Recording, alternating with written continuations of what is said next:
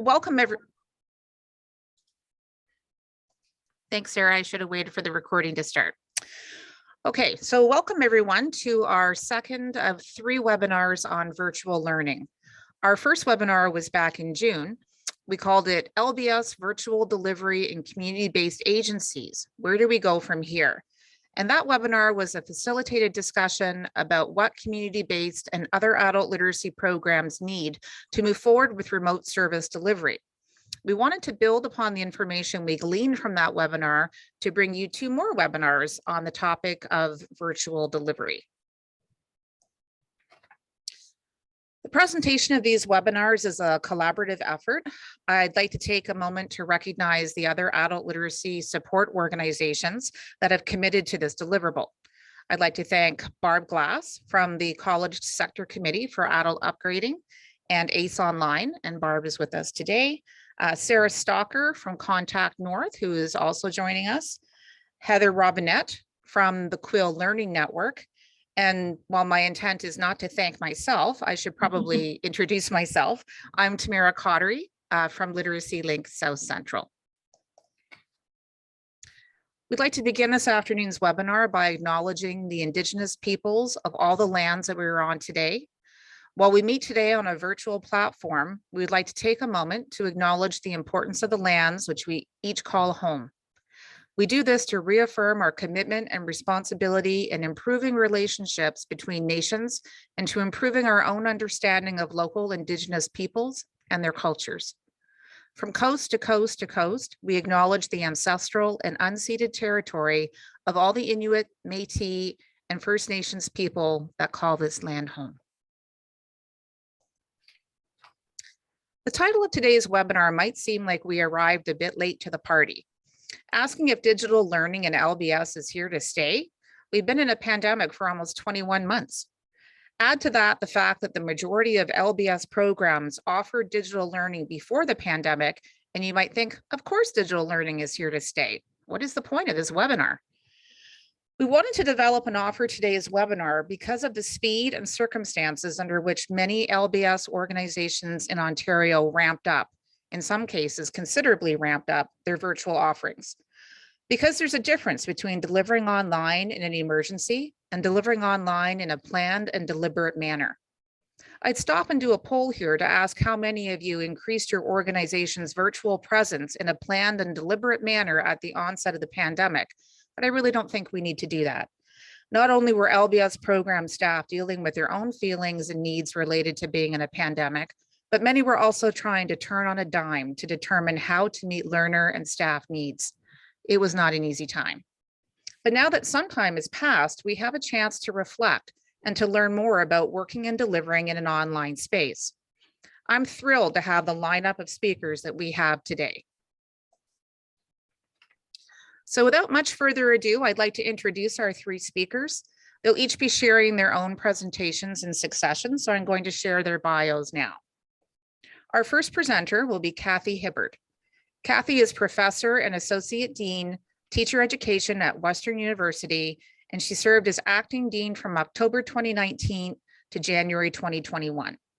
Prior to entering academia, Kathy taught for 18 years for the Kent County and Lambton-Kent District School Boards, including French, special education, K-12, and finally as a grade 4 to grade 12 consultant for gifted education. Kathy's doctoral research looked at learning in virtual learning communities in online settings. Since then, her research has focused on curriculum, digital literacies and multiliteracies, and professional education for much of her career. She is cross-appointed to medical imaging at the Schulich School of Medicine and Dentistry and has been honored to work on curriculum projects such as developing disaster curriculum following the Fukushima nuclear accident in Japan 10 years ago. In her current role, much of her research focus is on teacher education, and she has introduced an ongoing programmatic research component into the program that brings faculty, instructors, and students together to solve problems. Our second speaker today is Lana Parker. Lana is an assistant professor of language education at the University of Windsor. Her research explores the intersection of education, ethics, and democracy, with a particular focus on meaning making. She also explores the implications of neoliberalism for education. Our final speaker this afternoon will be Robin Cook-Ritchie.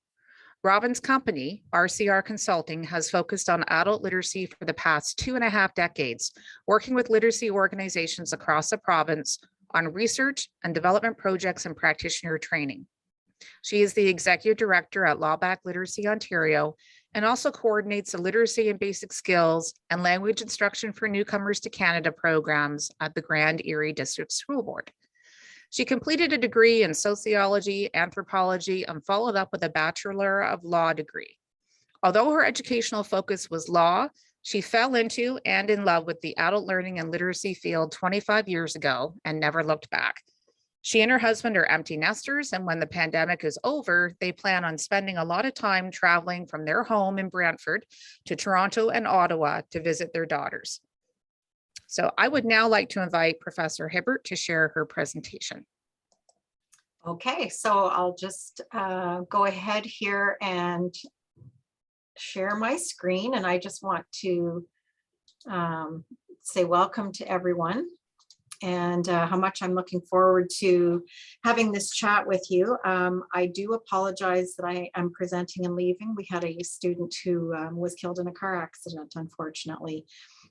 So we are understandably taken up with some things this afternoon to make some arrangements. So I apologize to my co-presenters because I would have really enjoyed hearing what they had to say as well.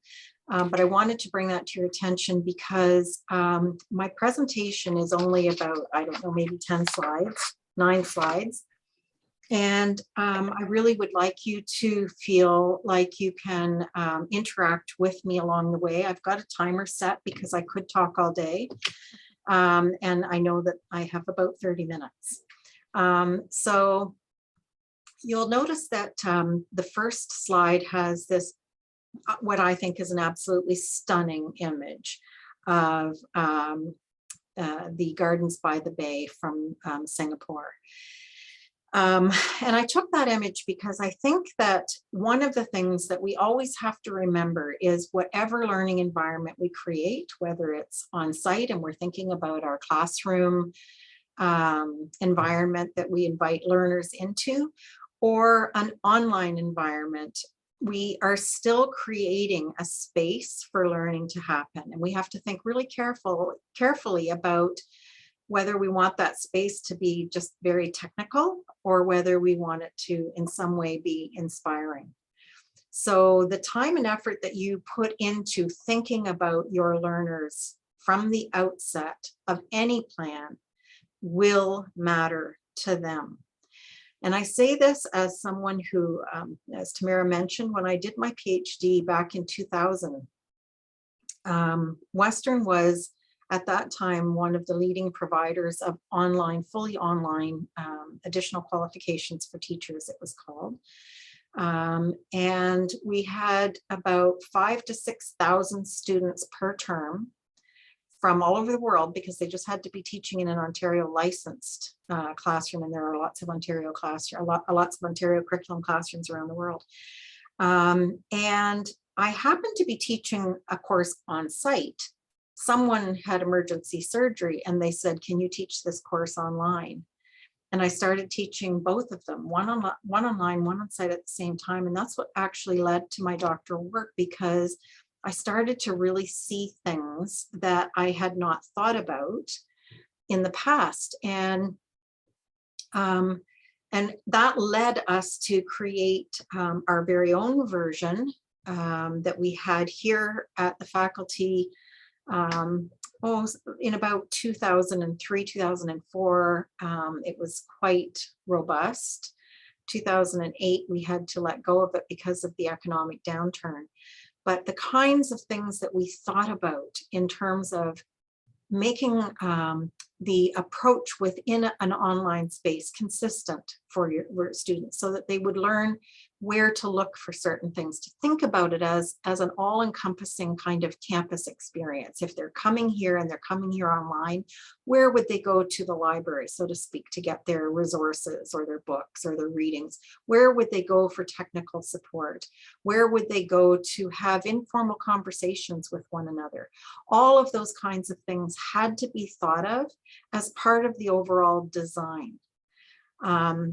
And we had done a lot of that thinking for many, many years. So when I was acting dean and the pandemic hit, we actually had all of our instructors basically moving across the campus to suddenly help with everyone else who was doing this for the first time, as they tried to make their process gear up for the online environment quickly.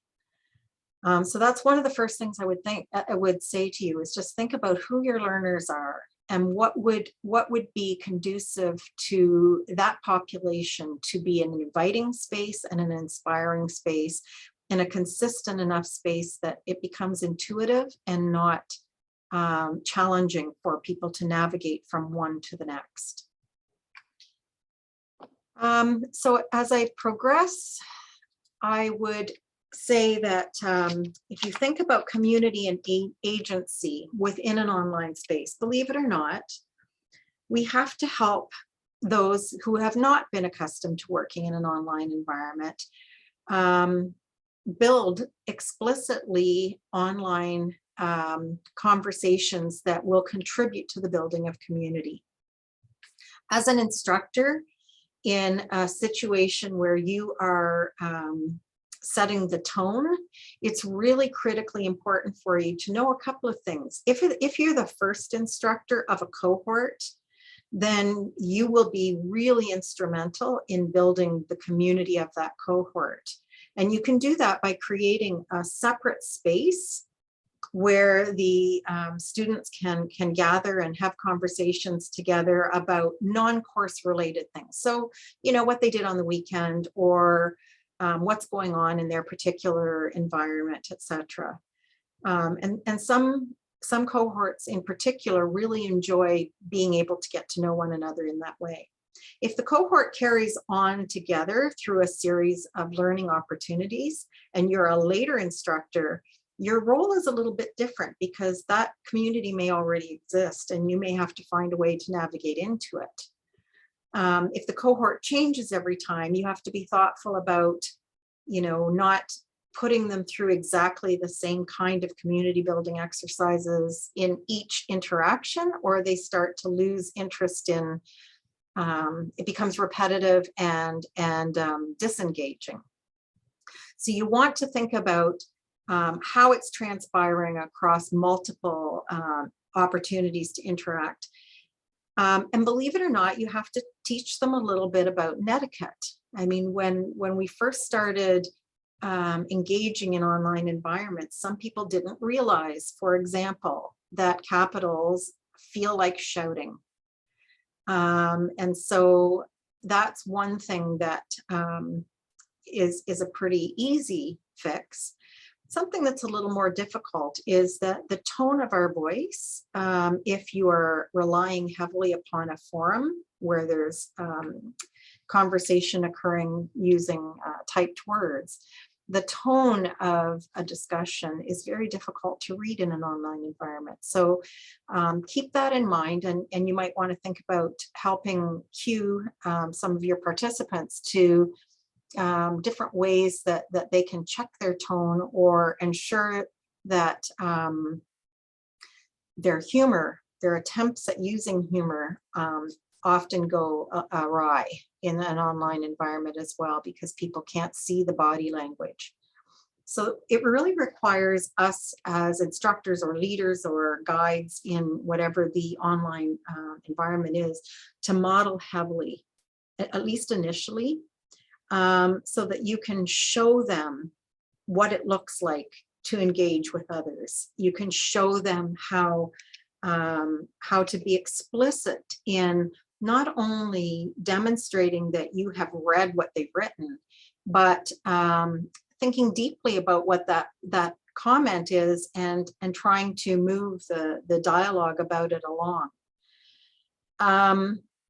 One of the things that I always try to think about too is that we don't make this so prescriptive that it feels like a what we used to call an electronic correspondence course, right? That you're not, if you're bringing people together in an environment, then don't treat them as though they are just going to do the work on their own in their homes and post it, right? So we want them to engage with one another, because a lot of the meaning making opportunity happens in that dialogue. So Daniel Pink always talked about drive in a book called Drive, what motivates people, and he basically summed up that the thing that motivates people is a combination of having autonomy, having purpose, and working towards mastery.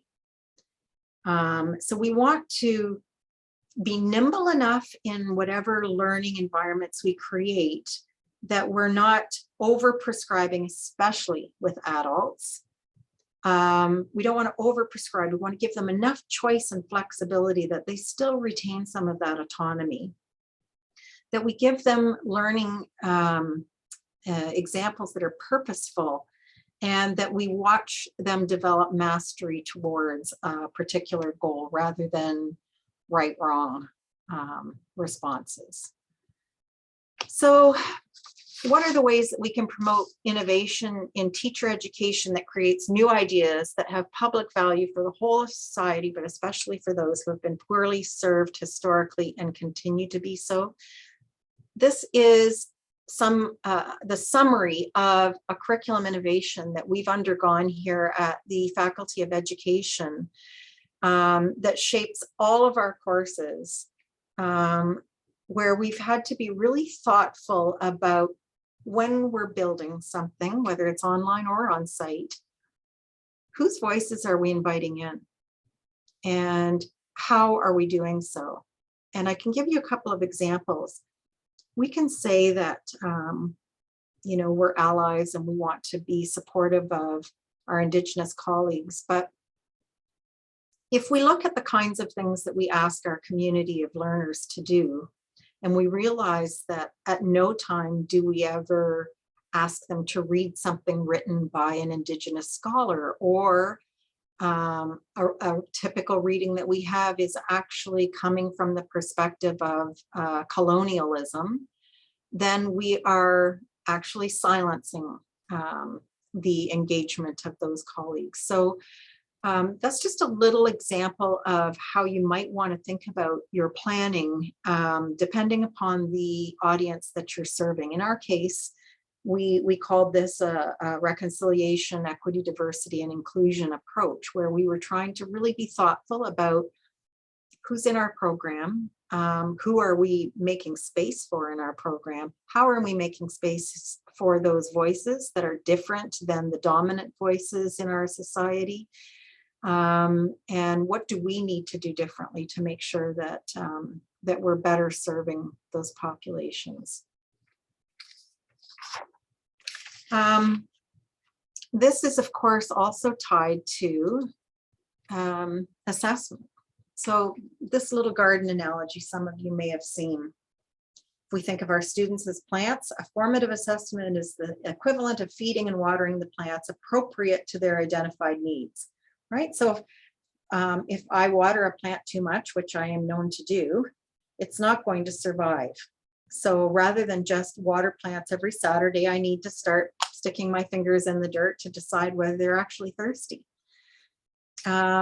A summative assessment, the equivalent of measuring the plants, it might be interesting and important to compare or analyze measurements, but in itself, it does nothing to affect the growth of plants.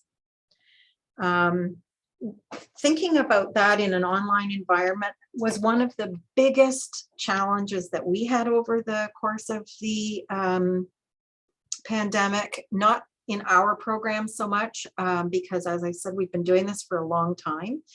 But at the university, where the traditional, typical kinds of assessment were things like multiple choice or quizzes of some sort, or proctored exams, there were very little opportunities in the online setting at that point to take stock of what students were doing and provide that, watering or nourishing the soil or doing any of those kinds of things that students needed before that summative, that measuring took place. So you want to think about, what are you trying to do when you are definitely having goals that you want to achieve within your particular program, but you want to think about how have you built in opportunities to be responsive in a flexible, nimble way. And I think you'll hear me say that a few times. And I think that's one of the great affordances of an online environment. You can sometimes get a sense of things happening in real time and in ways that you don't necessarily see in face-to-face class, believe it or not. I found that students quite often would connect with me in the online environment one-to-one far more often than they did if they all came to class and all left class at the same time and had to schedule office hours. So I thought that was something to pay attention to.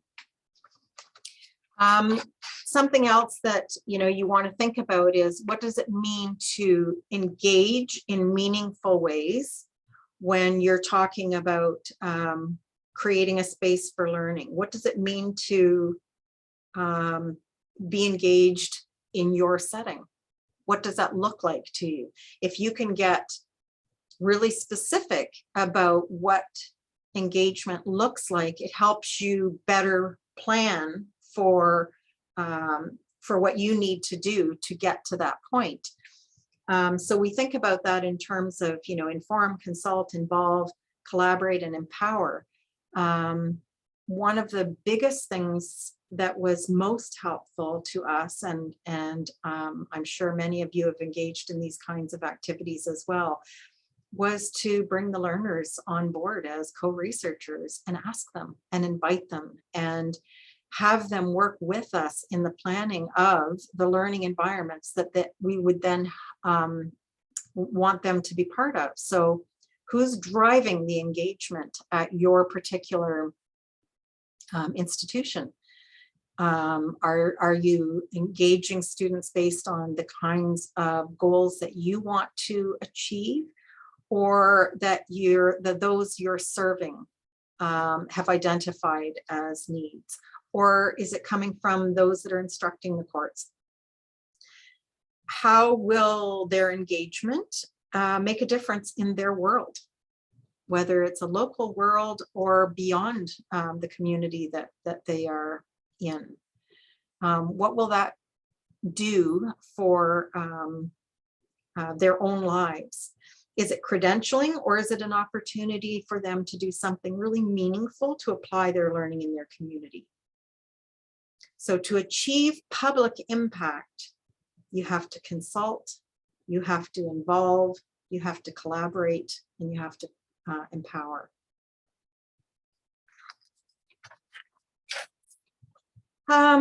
So I have a question for you in my next little slide.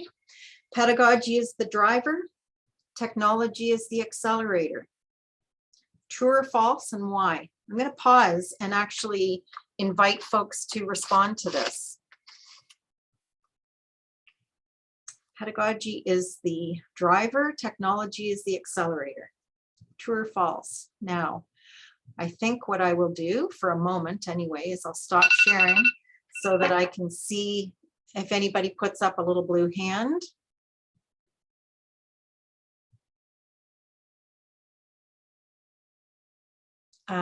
Or any of your hand signals. We've got a couple pages here, or if I can't see you, feel free to open your mic and jump in.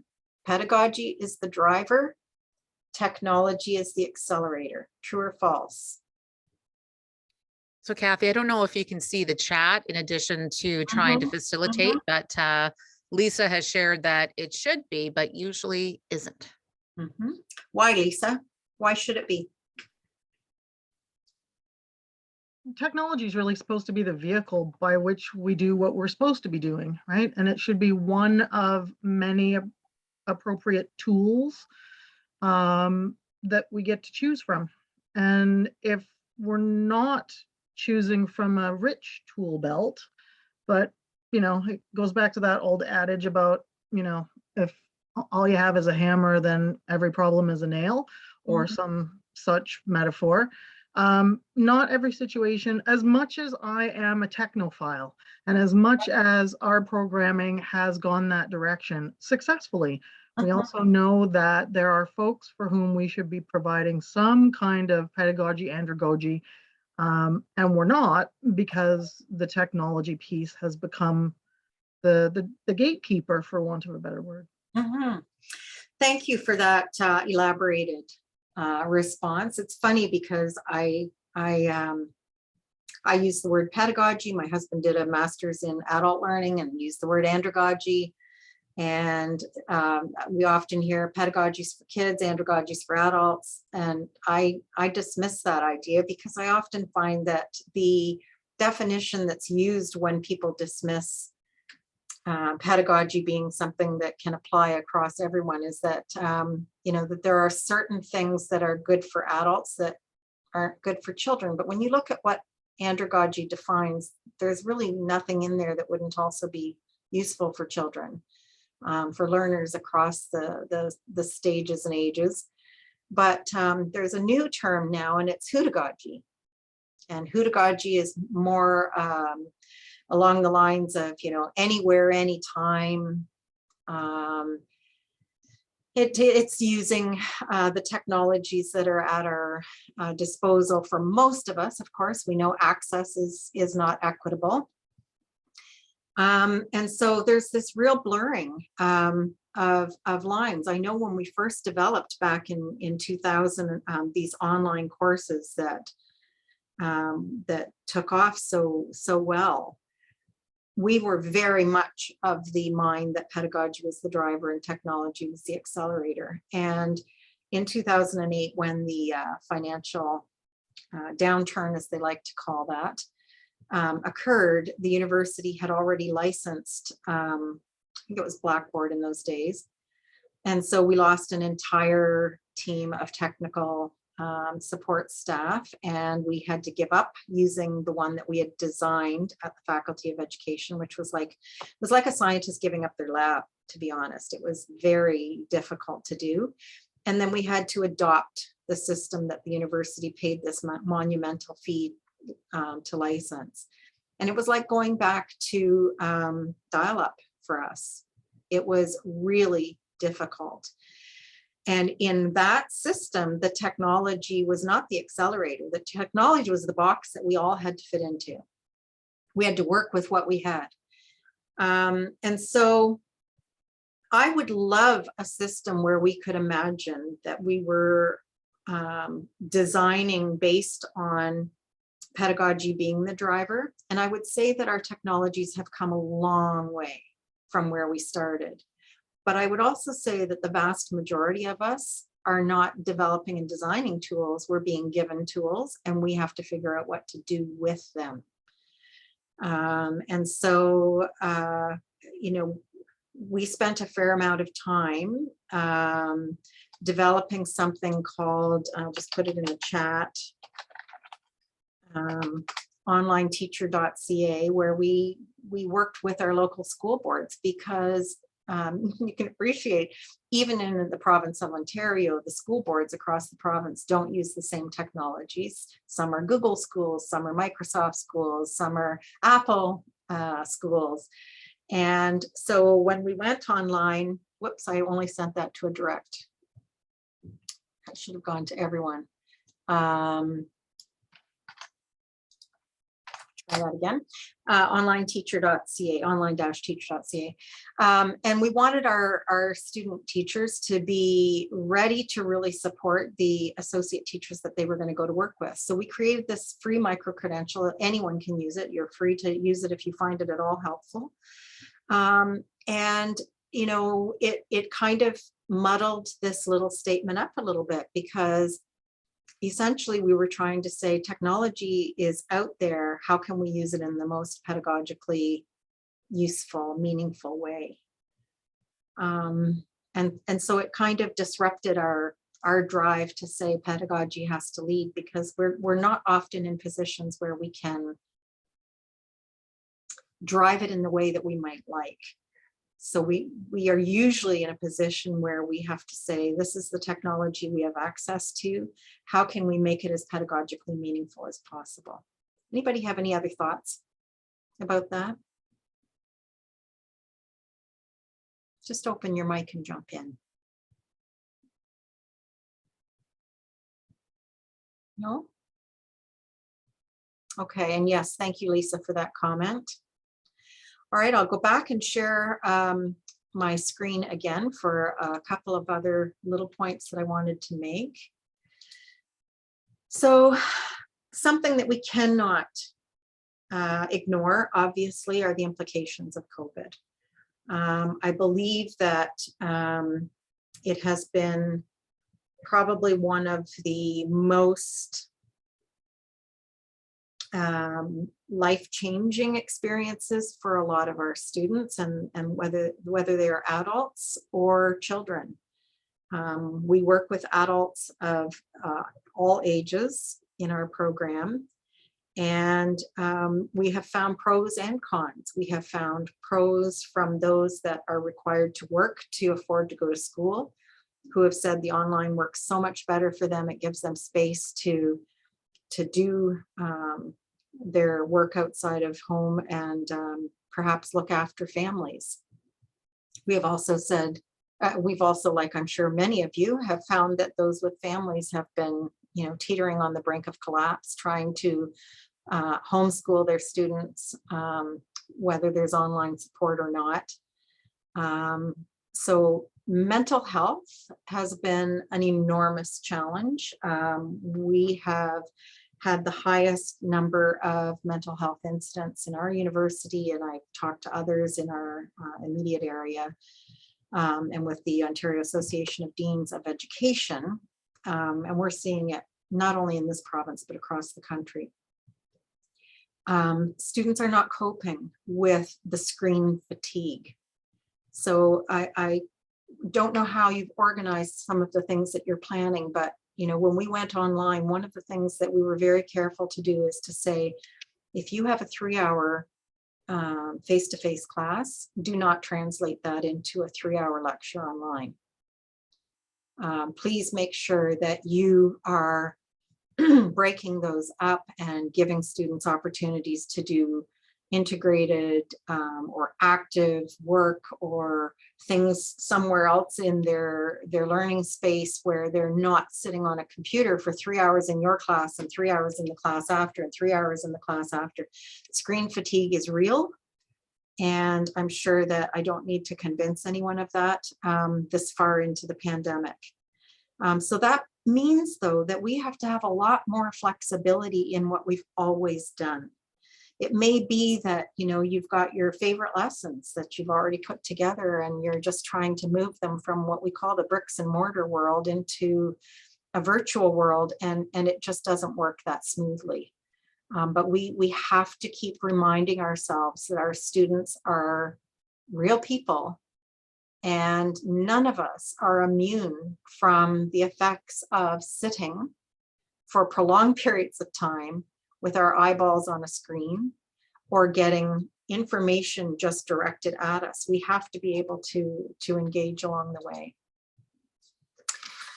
The other thing that I wanted to just sort of touch base with you on and sort of leave you with is, you know, what lessons can we learn from the research that we've been doing with our students and our teachers and our instructors? And one of them is that this generation of young people are prosumers. They're not consumers. And by that, I mean that, we used to go to the internet when it was new to get information. And there was no shortage of information that we could get. This generation, though, is part of the Web 2.0 or 3.0 or whatever point we're on now, which is used to producing knowledge and contributing and sharing, sometimes oversharing, but they're used to participating in the design and the generation of their knowledge.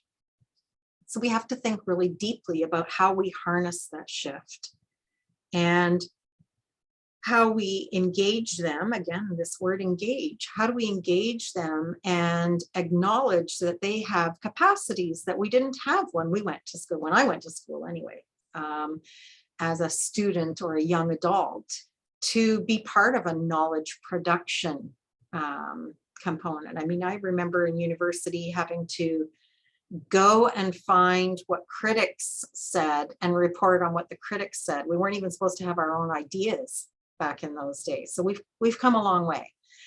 This generation sometimes too confidently believes that they have something important to share. So sometimes we have to help them see, what they don't know as well.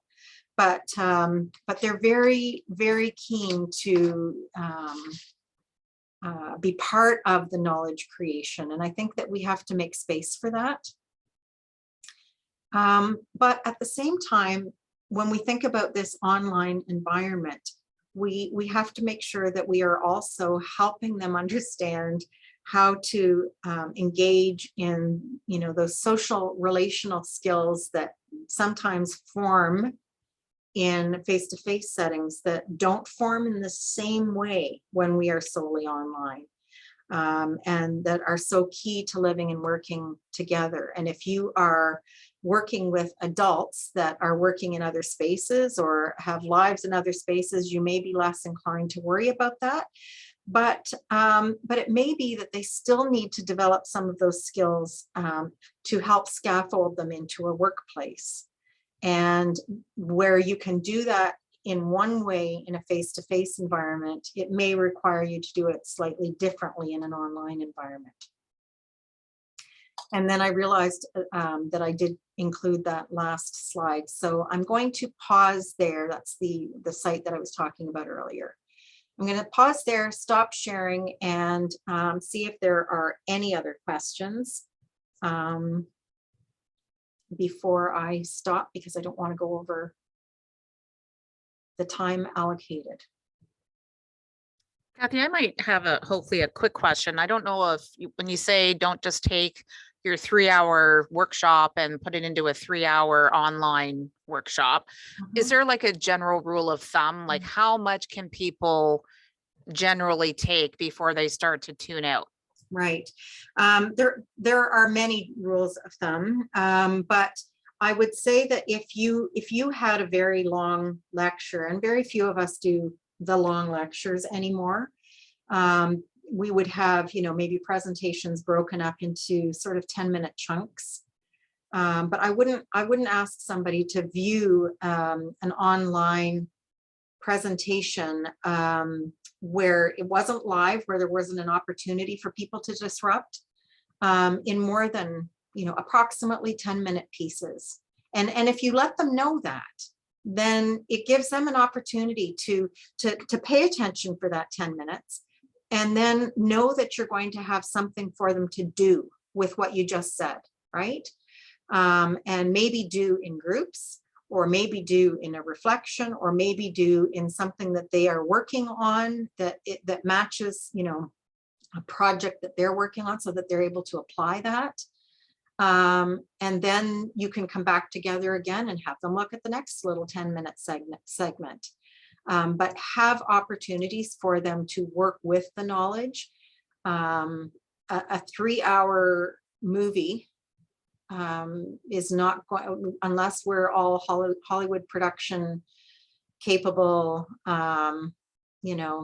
resourced folks, that we can make something so powerful that they're going to walk away and remember every part of it or want to watch it again. probably they're going to miss a lot of what we say. So breaking it up and having them actually work with it is much more conducive to their learning. Thanks. And I really like the idea of making what you're doing explicit. I mean, why not bring everybody into the rationale behind what you're doing and setting those expectations? Okay, does anybody else have any questions you'd like to ask of Kathy? I'm conscious of her time as well as the time of our other presenters.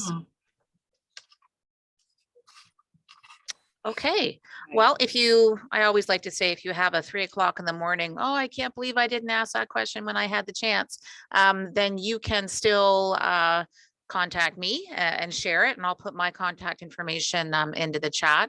But I want to thank you very much, Kathy. I made a ton of notes, and I'm going to have to go back and reflect on some of what you have said. I don't work directly with adult learners, but I work with practitioners. And I'm thinking I've been taking the same approach this entire time during the pandemic. So I think it's time for me to grow a little bit and try applying something new. So thank you so much for your time and your energy today. Very much appreciate it. Take care, everyone. Thank you. Okay, Lana, I would very much like to invite you to share your presentation. Wonderful. Okay, I'm excited to do that. But in the spirit of all of the good pedagogy that Kathy just talked to us about, I am going to put on some music for 30 seconds. I'm going to invite you to turn your camera and mic off and get up and do a little stretch, maybe try and get some kinks out from your neck, and we'll resume in 30.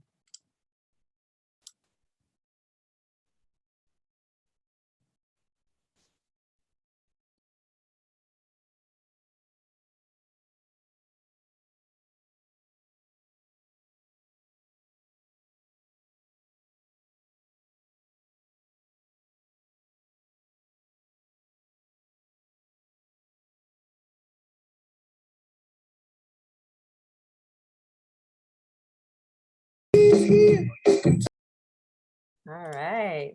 Hopefully everyone had a chance to stretch out a little bit. I am sharing my screen and I will turn on my video.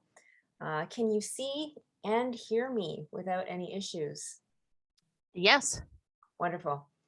Amazing. Well, thank you so much for inviting me to share with you today and to listen also to the presenters who are preceding and following me. I'm really excited to hear about their ideas.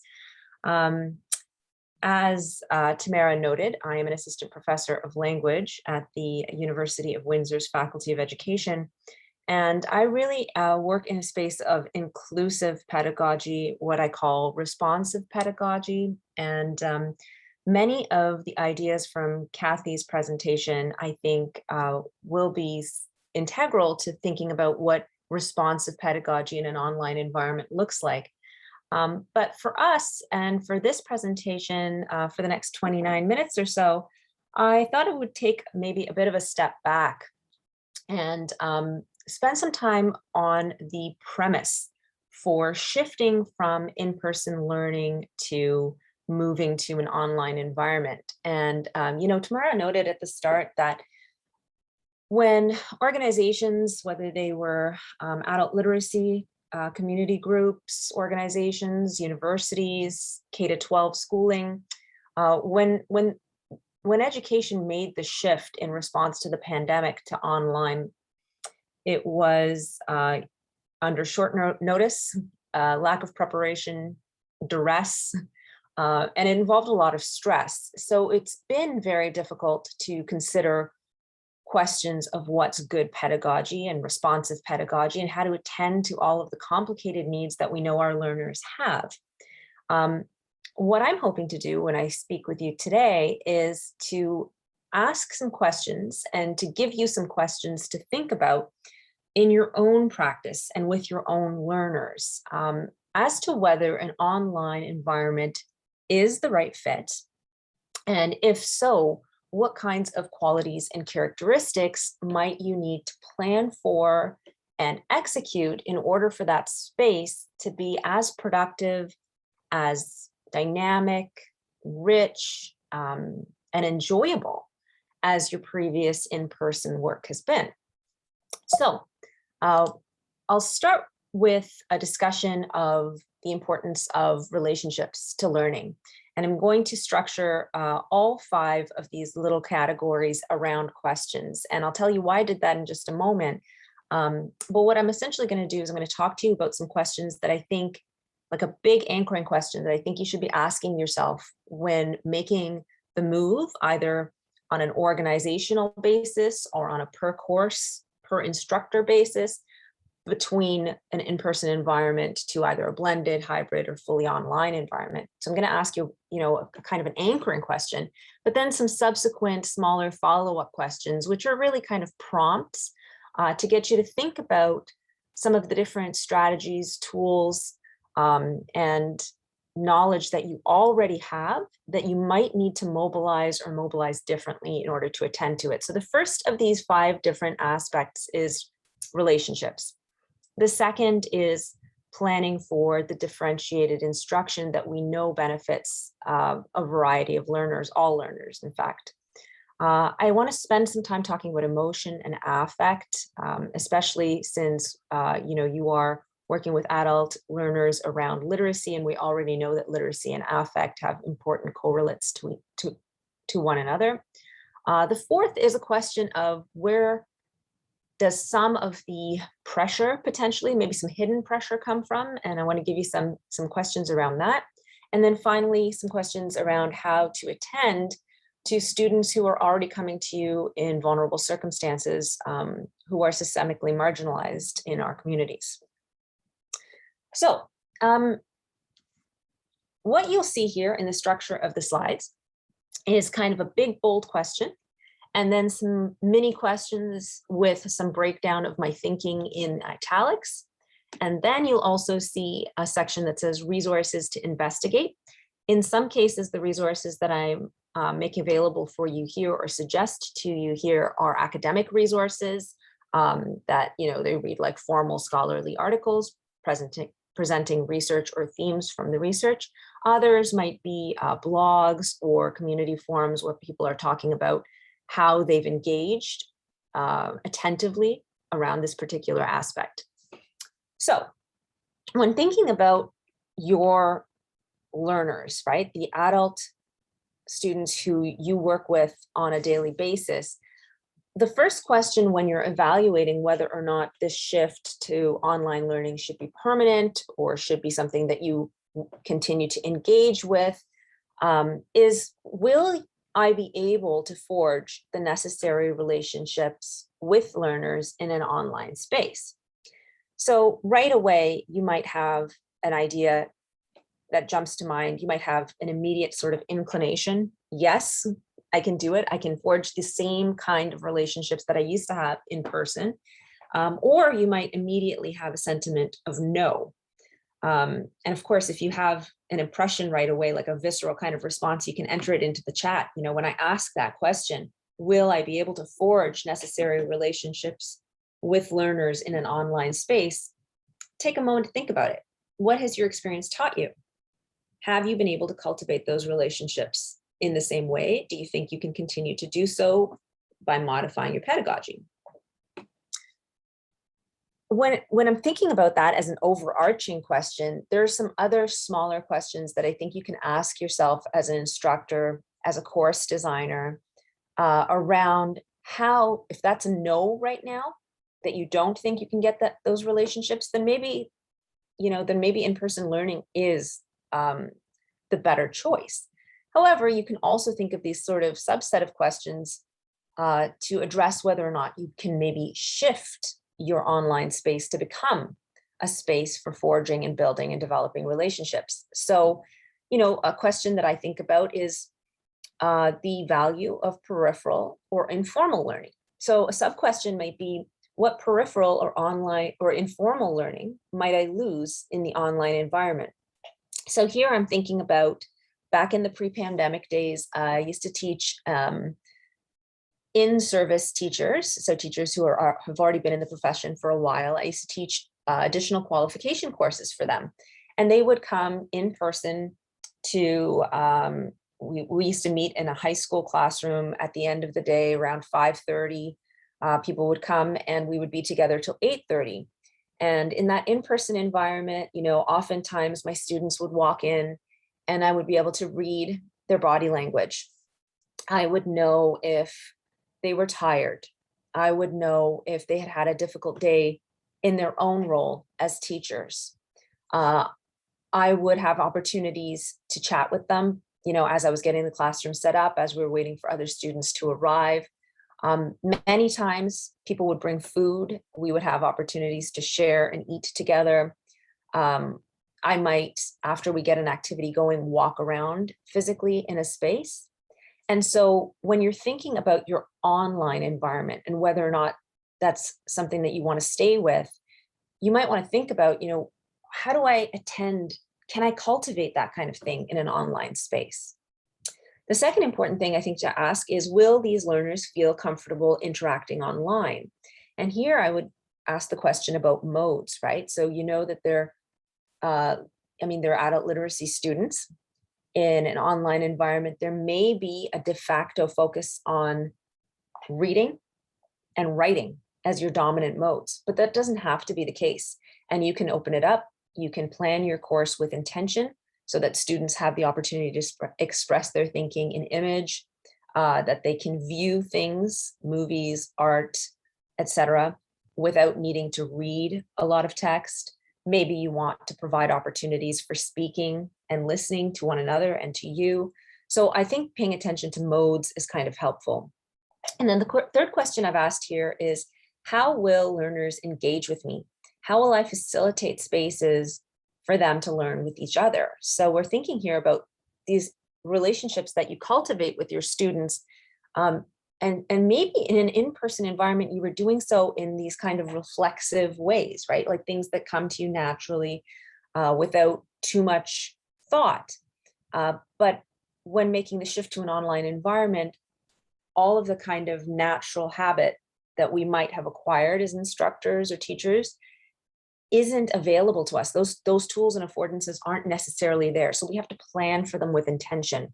So it might be a simple question around synchronicity, right? Are you going to meet synchronously as a group at the same time every week? Is there an expectation that everyone is physically there at the same time?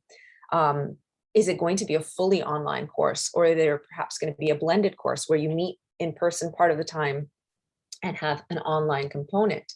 And of course, we now have this other, I don't know, people are either fans or really detest it, but this idea of hybrid, which is where, you do kind of a bit of both, where you make yourself available for synchronous learning and you're there teaching and students who are available are there, but maybe you're filming or projecting for other students who can't make it.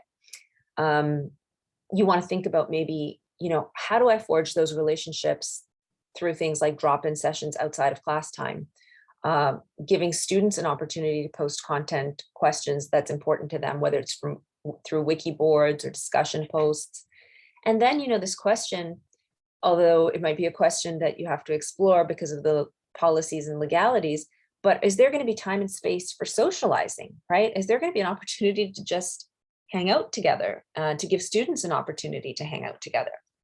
So those are some of the kind of reflective questions that I think come to mind when thinking about the value of relationships and how we cultivate relationships in a physical space, usually relying on things that we don't really think about or focus on, but then we do need to think about in an online environment.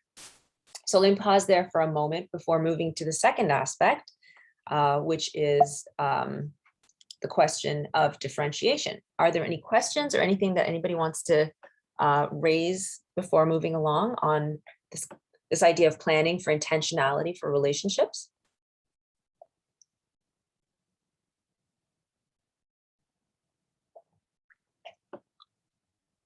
So if there's no, I see that there's things happening in the chat. I'm going to just take a quick gander right now to see if there's anything specific that anyone wants me to address.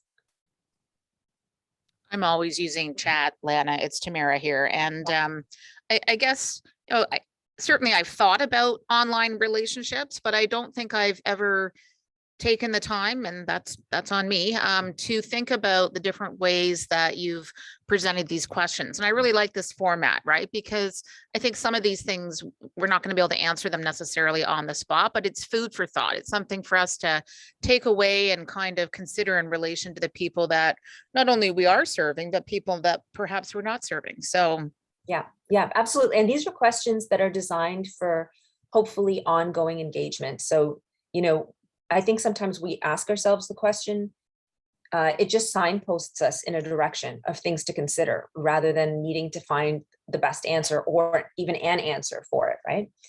Okay, so the next thing that I would draw your attention to is the importance of differentiation. So you may have heard that term, you may have already included aspects of differentiation in your teaching and planning, but the idea, of course, with differentiation is to see the individual learner, to recognize their strengths, their goals, their challenges, and to figure out how to make sometimes micro adjustments to your teaching and learning and to your planning. Or sometimes it's like really major situational stuff that you want to figure out ahead of time. So the question with an online environment is how? How are you going to learn about your students? How are you going to plan for them? And how are you going to attend to their needs as the course evolves, right?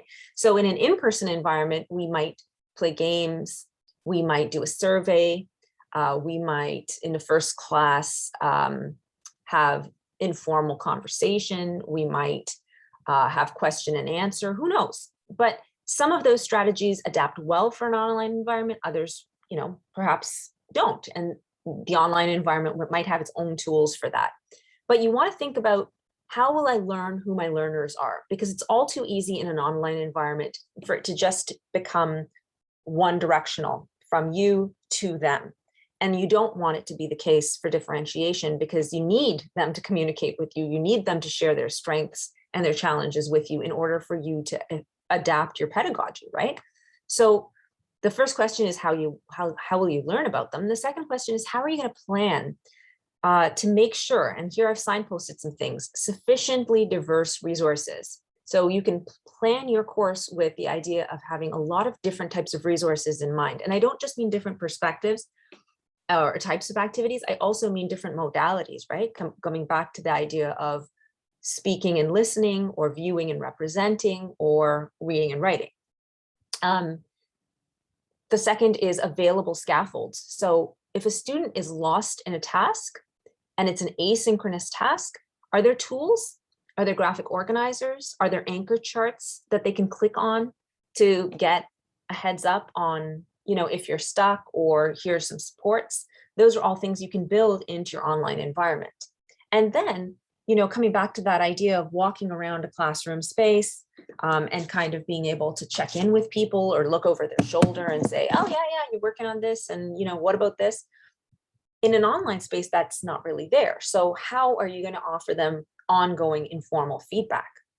And the last piece here, I think, for differentiation, and you heard Catherine talk about assessment, but reflect on the kind of assessment you've been offering in real life. And now think about how they might be received in an online environment. Are there words, terms, instructions, directions for assignments that you have given in person that would be received differently if read, as opposed to you talking about them, right? So if you just post the instructions and you don't talk about things, or you don't have an online forum for people to ask questions, it's a different kind of scaffolding or support for that evaluation and assessment than it would be if you were introducing it in real life classroom situation, right? So what kinds of adaptations do you have to make, not only to the language, but also to the structure? I'm really sorry to do this. I have an emergency phone call coming in. I just need 1 minute. I'm sorry.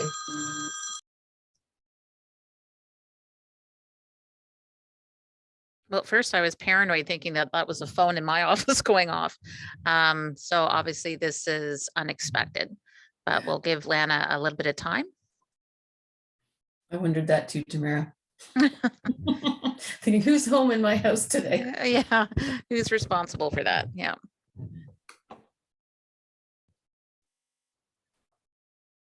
I'm sorry about that. It might ring again. Actually, I'm waiting on a phone call from a specialist who I've been trying to track down for several weeks now. And it's Murphy's Law that my phone will ring in the middle of this presentation. But I do apologize if it rings again. I have to answer it because I can't seem to get somebody to answer the phone for me any other way. So thank you for bearing with me. I'll try and leave you with a discussion point, at least if I have to step away again. Apologies for that. No problem. Thank you. Thank you. So here I've also given you some resources to investigate. You'll notice that there's kind of a general one on differentiation and literacy. And then there's one more specifically critical of online learning environments, and critical not necessarily in a negative way, but just things to critically consider, as well as some tips. So a third aspect, and this is a hard one, I think, to grapple with for online. And I think all of us have felt constrained by this in some capacity over the last year and a half.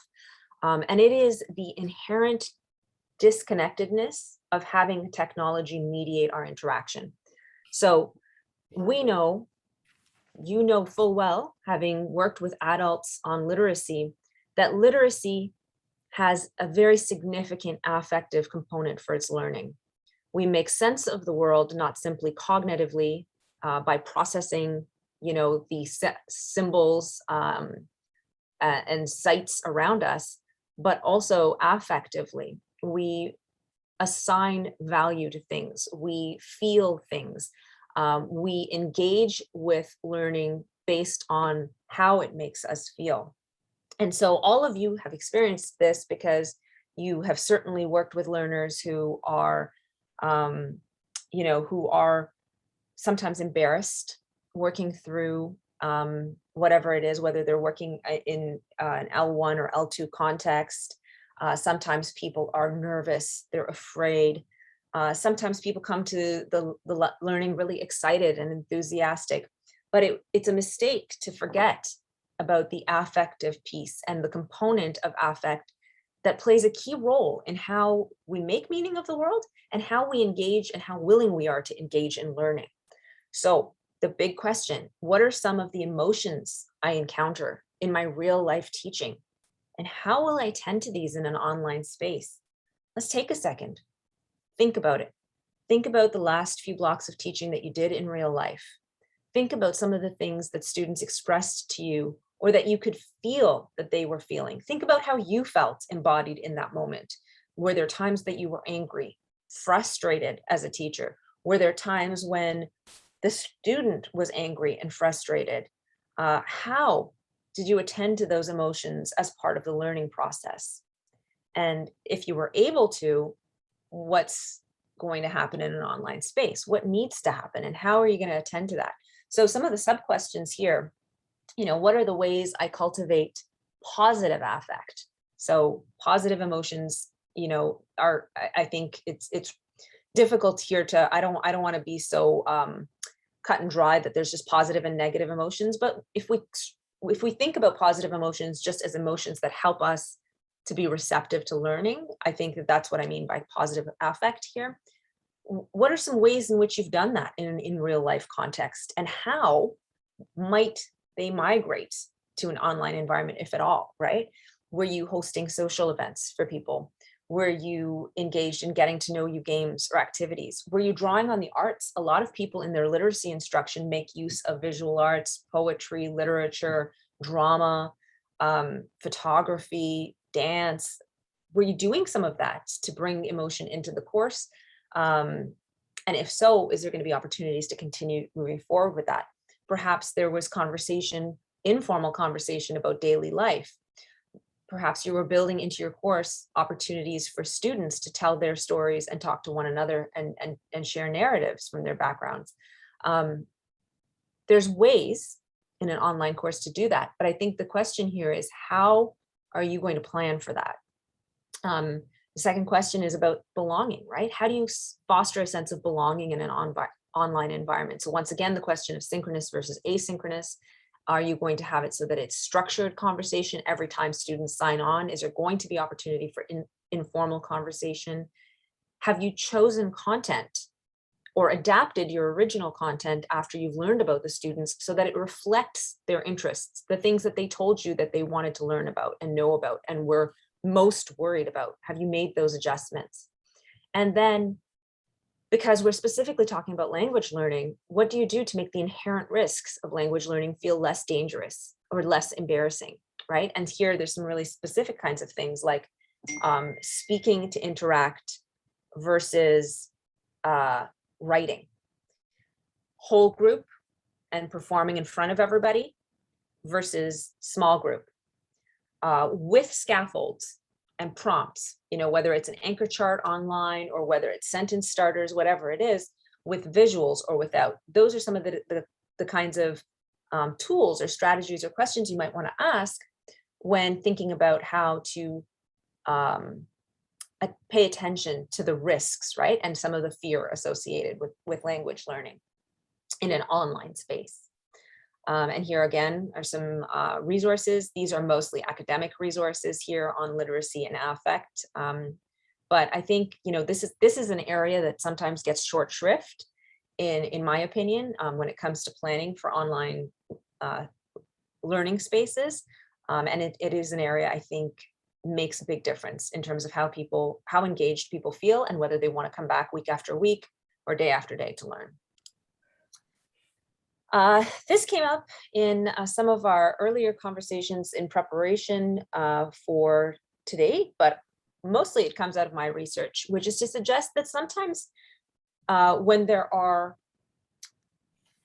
moves toward programmatic change and policy change, especially in times of crisis, that they are actually sometimes moves that reflect a larger force at play.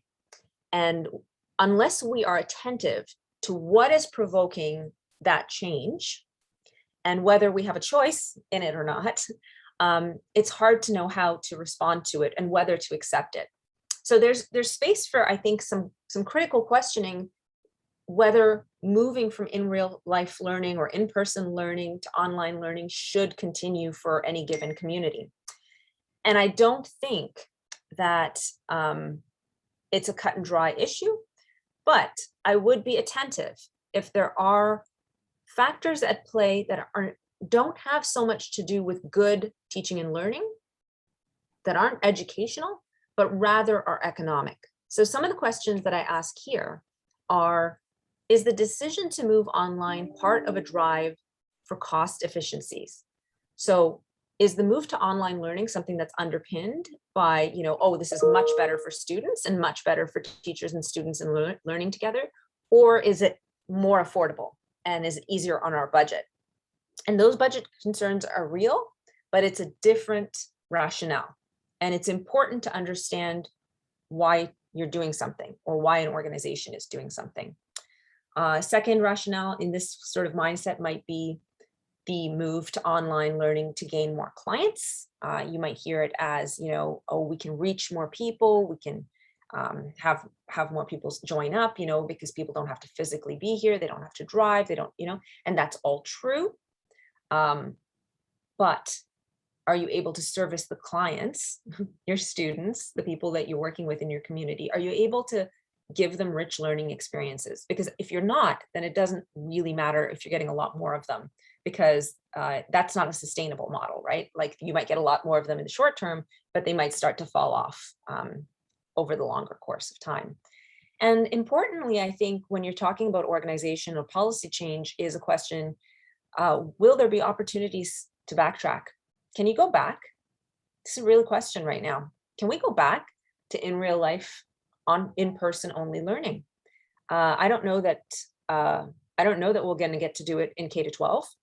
I don't know that we're going to get to do it in higher ed, even if we might want to, even if we might think it's the better way. But if you do have a choice, then one of the things to foreground and to consider ahead of time is, how are we going to know?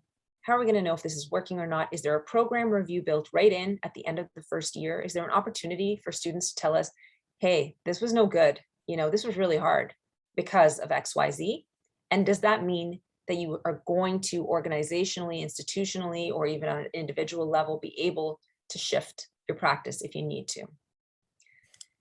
Oh, and the last piece here, a very important question, which is how to attend to the needs of marginalized learners. Can I meet the needs of marginalized learners well in an online environment? And the well is really important there. It's important to meet those needs well.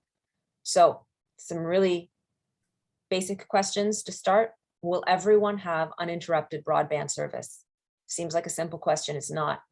Broadband service is not available equally, consistently across our province. Secondly, will they be able to access the needed hardware on a consistent basis? We have families who share one laptop between 3 children, 2 adults working from home. If you are asking your students to be online at a specific time, if you are telling them that the only way that they can access your programming is online, there's an onus there. You're placing a responsibility and an assumption on the fact that they can afford the hardware consistently. And that's not a reality for many people. So who's going to be excluded by virtue of the fact that you're fully technologically or fully online or fully reliant on technology? And if you are going to pursue that path, then how are you going to make adjustments? Are you going to, as an organization, have opportunities to furnish some of the things that will be needed? I think these are important questions to pay attention to, especially given the community that you're working with.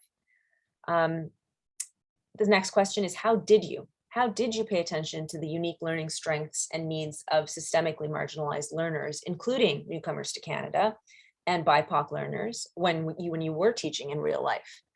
And how are you going to then adapt those practices to addressing those inequalities and inequities in online spaces? So perhaps you're going to adapt some culturally responsive pedagogy. Maybe you're going to be attentive in the design of your assessment so that you're not conflating mastery of learning with assimilation. It has to look and sound the way I think it needs to look and sound, right? And then the last one, where in the online space can I cultivate time and opportunity for discussions that are personal and sensitive?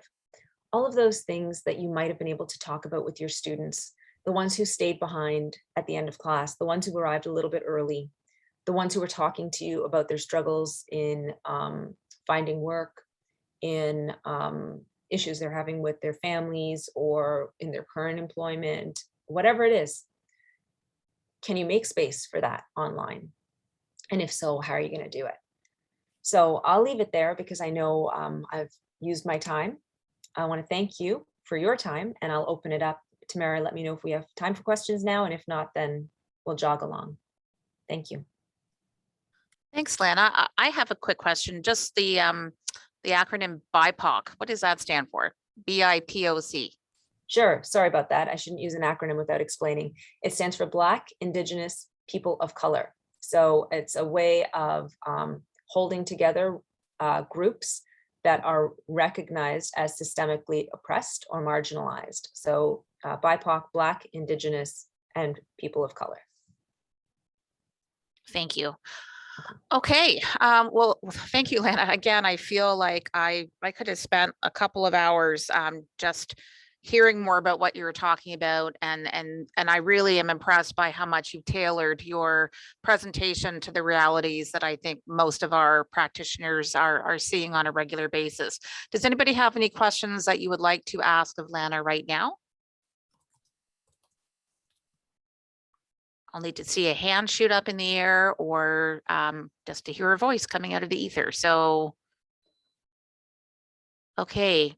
Hearing none, I know that doesn't mean that people aren't reflecting heavily on what you're saying or what you have said, Lana, because again, it's got me thinking about all kinds of things.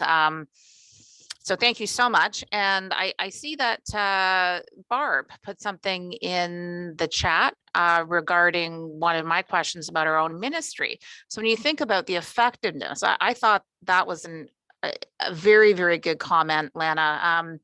No, you kind of do what you do and you just keep on trucking, right? But to sort of think, well, to what extent has this experience over the last 21 months been been beneficial? Has it resulted in better than average outcomes, and for who, and who might have been left behind in that transition? And then Barb just said, and how does the ministry consider the 15 plus years of e-channel delivery in terms of effectiveness, which I think is actually a good segue into our third presenter, Robin Cook-Ritchie, who's going to remind us that we do in fact have 5 e-channel providers in the province of Ontario who have been thinking about a lot of these issues and questions that you presented, Lana, for well over a decade now. So if it's okay, if you still have questions for Lana, then please use the chat. Lana, do you have to take off right now, depending on whether or not you get a phone call? Yeah, well, I mean, alarmingly, my specialist doesn't seem to be calling back. Maybe that was a one-time only offer. Oh, geez. Yeah, no, I tried to answer the phone and nobody was there the last time, so I didn't connect with her. I'm hoping she calls back. I intend to stay, so hopefully I'll be around for questions later. Yeah. Wonderful. So please, if you do have questions, then please share in the chat. And Robin, I'm going to turn it over to you for your section, please.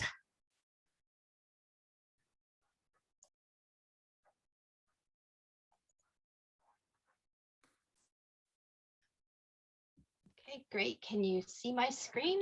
I've shared my presentation. Yep, we can see it and hear you. Okay, great. Thanks, Tamara, and thanks for the introduction and the perfect segue. We're gonna, I guess, kind of switch gears a little bit. A couple months ago, we were chatting and we thought it might be a good opportunity in this presentation just to remind people about eChannel and talk a little bit about some of the things that eChannel and Contact North have done over the last couple of years to try to make eChannel a bit more accessible, both from the perspective of the practitioners in the province and also, of course, more importantly, from the perspective of learners. So most of you on the call are part of the literacy and basic skills system and from agencies, and you'll know this, but I'll just remind you that eChannel is free online education for adults living in Ontario. We actually have 5 eChannel agencies that are funded by the Ministry of Labour Training and Skills Development. And of course, Contact North supports these agencies. And it's one of the many things that Contact North does, but Contact North does support these 5 eChannel agencies.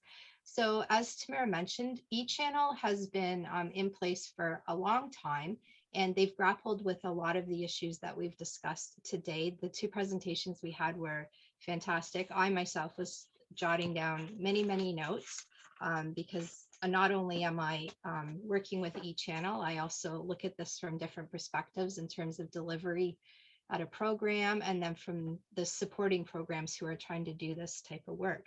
So as we, again, I don't think we're doing a major pivot right now, but I do think that agencies are grappling with moving forward, like what are we going to do? So I think it's important to remember that eChannel is still out there as a resource for agencies. Not only do they support learners that maybe aren't associated with other service delivery agencies in the province, they also can support learners that are associated or registered with other providers across the province. So over the past few years, Contact North has been working behind the scenes with the eChannel agencies to try and find out how to make it easier for literacy and basic skills agencies, the brick and mortar or face-to-face agencies, how to make it easier for them to refer learners to eChannel courses, and of course, to make it easier for learners to be able to easily access those courses and successfully complete them.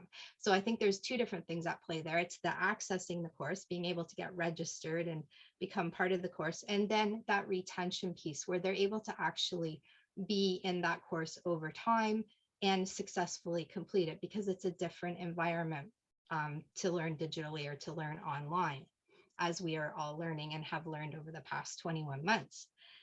So each year, you may or may not know this, but Contact North and the eChannel agencies get to talk, and they come up with a list of questions that they then share with the regional networks across the province. The questions are meant to be used during the literacy service planning process, which many of us are involved in right now. It's a yearly process that takes place. And the idea is to gather some information from practitioners across the province, specifically related to e-channel as part of this larger process that the regional networks do every year. One of the things over the past few years that we've heard from agencies is that it would be really helpful to be able to access all of the e-channel information in one place. So have some type of a go-to or a document that you could look at if you weren't super familiar with e-channel, just to kind of get your bearings and see what the big picture looks like, what are the agencies, where you can get a little more information. So last year, what the group came together and did, the 5 agencies under the guidance of Contact North, is they came together and put together a 1-pager, or it's almost like an FAQ without the questions. It was answering the questions without putting them in. And this document is available on the eChannel site. So essentially what it does is it gives you a bit of an overview in terms of what the history of eChannel was. eChannel has actually been around since 2007, and it was launched as a project-based process in the beginning. It's changed over the years, and now we have the 5 agencies that are in existence and deliver each year. This document also pulled together some of the key resources that are out there for agencies, just to understand the process if you would like to actually refer a learner from your agency into an eChannel course. So this is one of the pieces. We're just trying to draw your attention to some of the tools that are out there to support you if you're looking to try to help learners access eChannel courses. So this is one of the tools that was developed. Also through this process of asking the questions to the regional networks and getting that information back, we heard that learners or agencies are very interested in knowing what milestones a learner would do if they were in an eChannel course and what milestones would be shared. So as you know, learners can access eChannel courses and face-to-face courses at the same time. And we talk about this using the term blended learning. In a blended learning situation, a learner can have a service plan with both the eChannel agency and the face-to-face or brick and mortar agency. So the feedback we got back from the field was they would like to know or get a sense of what milestones learners would be doing in an eChannel course, so that they could get a sense of what milestones would be shared. So to that end, or in response, what Contact North did a couple years ago was create the eChannel curriculum map with milestones or suggested milestones. So what this document does is it outlines all the courses that each of the 5 providers are currently offering, and where possible, it identifies milestones that would be utilized in that course. Every year for the last couple of years, this document's been updated because the course offerings do change from year to year. So again, this will be updated in the current fiscal year, closer to the end of the year. It's a resource that you can access on the Contact North eChannel site. And it's just a Google Doc that has all that information. So it gives you, if you're wondering or curious about what milestones or what levels are involved in a particular course, it gives you kind of a sense of that. And it will identify some of the possible milestones that might be integrated if they are used pretty standardly with that course. So finally, again, through this process of reaching out to the regional networks with some questions, feedback from the field has indicated that clients or learners, especially those who are working at the lower levels, often find it too hard in general to access courses and be successful once they are actually enrolled in an eChannel course. So in the current fiscal year, Contact North is grappling with this issue. And to address that overarching concern, They're going to be creating a curriculum outline with links to resources that will help practitioners prepare a learner who would like to access an e-channel course. So there is a small group of practitioners across the province working with Contact North, and they're helping to kind of drill down or identify the skills that they believe learners will need to have in place in order to be successful in an online course. It goes a bit beyond just those technical skills they need. We're talking about soft skills that need to be in place. I've heard a lot of concepts in the first two presentations that I was madly writing down because I think it really feeds into this curriculum outline that we're working on to make sure that people have that range of skills they need in order to be successful and participate. So the plan is to have this particular curriculum outline available by the end of the current fiscal year. So that is a very, very short and sweet presentation on e-channel and the things that they have been working on over the last few years to try to make the courses more accessible, both from a practitioner and learner point of view. If you would like more information in general about e-channel, you can go to the e-channel site, or you can just send a message through the contact us link on the e-channel site and get back some direct feedback if you have questions. And that is all that I have. So thank you very much for your time. And we appreciate having the opportunity just to remind people about e-channel and talk a little bit about what tools are being developed in the background to try to support agencies in making those referrals and supporting learners who are perhaps accessing programming both in the face-to-face or the hybrid models that they're working in, and also perhaps online in an e-channel course. Thanks, Robin. So if you wouldn't mind stopping your share, I'm going to resume sharing my screen. Gosh, I have far too many open here. Brutal. I can never tell which one is the right one. That one I think is, okay. But before we get to that, I just wanted to put in a plug. So the material that was presented through our first speakers today was designed to be thought-provoking. And I find that we don't often have a lot of time in LBS to think about the big ideas. Our third and final webinar in this series will be on January 13th, and it'll take a closer look at our LBS realities. The third webinar is called Planning and Coordination for LBS Delivery Post-COVID-19, and it's going to be facilitated by Barb Glass and Heather Robinette. So we hope to see you both there. Now, I did just glance by my slide. Hopefully you can all see save the date. Yes? Yep, we can see it. Okay. So thank you all for hanging in there till almost the very end of our presentation. I want to thank all of the presenters and our attendees. And thank you, Sarah Stalker, for your tireless work in assisting us with setting up and delivering these webinars. Of course, we have an evaluation. I'm pretty sure you all expected that to happen. So we would love it if you would complete it. We tried something a little different from my office anyway, in that there are two different options. You can click on the usual link that we often have, or you can do it a la, QR code. So different modes. If you're more excited about completing an evaluation by clicking on a QR code, then that option is available to you.